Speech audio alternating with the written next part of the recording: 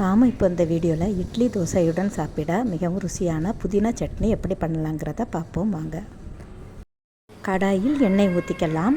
எண்ணெய் ஊற்றி பூண்டு மிளகாய் வற்றல் சேர்த்து வறுத்துக்குங்க. சின்ன ஜீரகம் சேர்த்துக்குங்க. மிளகாய் வற்றல் உங்கள் காரத்துக்கேற்ப சேர்த்துக்குங்க. ஜீரகம் வறுப்பட்டதும் 2 டேபிள் ஸ்பூன் உளுந்தம்பருப்பு சேர்த்துக்குங்க. உளுந்தம்பருப்பு தான் இந்த சட்னிக்கு ருசி கொடுக்கும். கருவேப்பிலை சேர்த்துக்குங்க.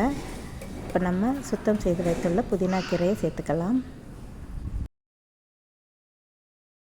புதினா கீரை சேர்த்து நன்றாக வதக்கி விட்டுக்குங்க.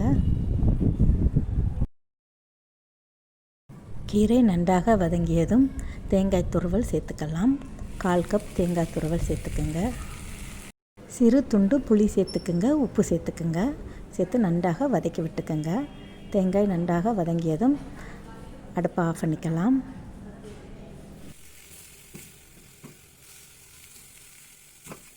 கீரை ஆறியதும் நம்ம மிக்ஸி ஜாரில் அரைச்சி எடுத்துக்கலாம்.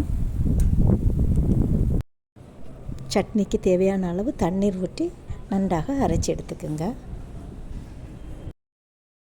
மிகவும் ருசியான புதினா சட்னி ரெடி. இதுபோல் செஞ்சு பாருங்கள். தாளிப்பு தேவைப்பட்டால் கடுகு, கருவேப்பிலை, பெருங்காயம் சேர்த்து தாளித்து விட்டுக்குங்க.